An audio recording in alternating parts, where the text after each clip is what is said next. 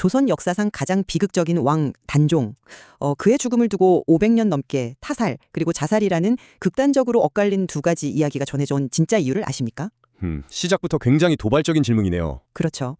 오늘 우리는 참혹한 권력 앞에서 무기력했던 대중과 지식인들이 어떻게 각자의 방식으로 역사를 심판하고 거대한 죄책감을 이겨냈는지 그 소름 돋는 심리적 장치를 파헤쳐볼 겁니다. 끝까지 들어보시면 우리가 흔히 아는 역사의 이면이 얼마나 다를 수 있는지 확실히 놀라실 텐데요. 저는 당대 지식인들이 남긴 문헌설화 속 타살 묘사가 잔인한 권력에 대한 아주 날선 비판이자 고발이라고 주장합니다. 글쎄요. 저는 그 해석에 근본적인 의문을 제기합니다. 지식인들의 기록 이면에 존재하는 민중들 사이에서 널리 퍼진 구비소라 속 자살 이야기야말로 우리가 주목해야 할 핵심입니다. 억울하게 죽은 왕을 숭고한 존재로 격상시켜서 상실감을 치유하려는 대중의 주체적이고 능동적인 애도의 결과물이라는 것이 제 입장이죠. 능동적인 애도, 네, 일리가 있습니다. 하지만 우리가 여기서 절대 놓치지 말아야 할 것은 당대 문헌설화가 가진 정치적 고발의 무게입니다. 그 숙종실록이나 어계집 같은 기록을 보면요. 단종은 하급 관리인 공생에 의해 활시위로 목이 졸려 타살당합니다. 가장 말단 관리 말이죠. 맞습니다. 권력의 최정점에 있는 세조의 폭력성을 가장 신분이 미천한 말단 관리를 통해 완성시켰다는 점. 이건 이 비극이 철저히 구조적인 폭력이었음을 시사하죠. 현대 직장생활로 치면 오너의 비열한 지시를 수행한 말단 직원이 모든 꼬리 자르기를 당하고 끔찍한 파국을 맞는 것과 같습니다.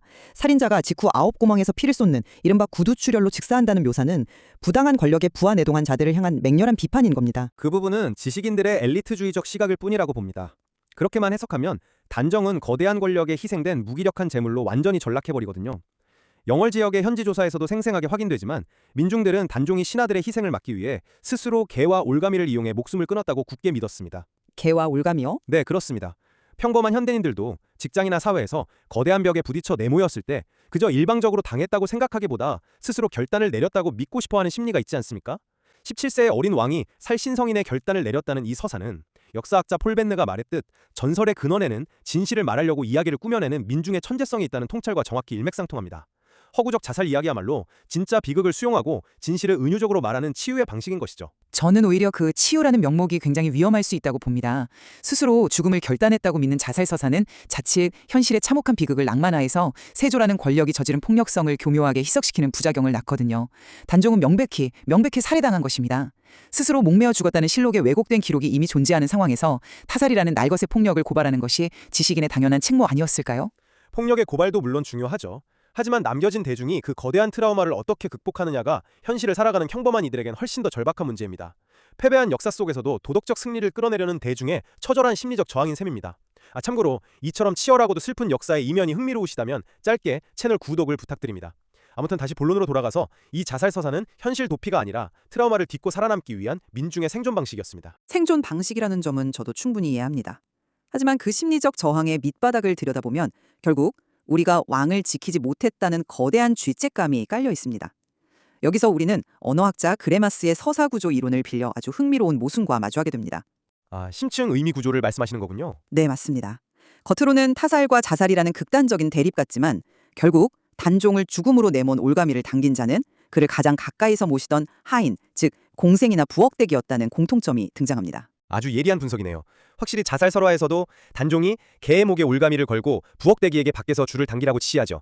가장 가까운 자가 결국 죽음의 방아쇠를 당겼다는 이 구조적인 교집합은 저도 인정합니다. 하지만 저는 이것이 단순히 정치적 비판의 장치라기보다는 당시 사람들이 느꼈던 뼈아픈 자기반성적 역사의식의 투영이라고 해석합니다. 잔인한 체제의 올가미를 막지 못하고 방관해야만 했던 우리 모두가 결국 단종의 목을 조른 공범이다. 이런 처절한 집단적 고백이 무의식 중에 발현된 것이죠. 바로 그 지점에서 우리의 시각이 다시 한번 팽팽하게 부딪히는군요. 결국 타살서사를 통한 지식인들의 분노 어린 고발과 자살서사를 통한 민중들의 자기반성은 단종의 죽음이라는 거대한 상처를 다루는 두 가지 상반된 방식입니다. 이 죽음이 철저히 권력에 의한 폭력적 타살인지 아니면 민중의 애도가 만들어낸 주체적 자살의 은유인지에 대해서는 우리의 해석이 여전히 좁혀지지 않고 있지만 말입니다. 맞습니다. 신실은 때로 여러 개의 모순된 이야기 속에 흩어져 있죠. 폭력에 대한 서늘한 고발, 그리고 상실을 딛고 일어서려는 숭고한 애도. 이 치열한 두 시선의 충돌이 단종의 죽음을 500년이 지난 지금까지도 우리에게 묵직한 화두로 남게 만드는 힘일 것입니다. 네, 흩어진 역사의 조각들을 어떻게 맞춰나갈 것인지는 결국 이 이야기를 접하는 여러분의 생각에 달려 있습니다. 오늘 논의는 여기까지 하겠습니다.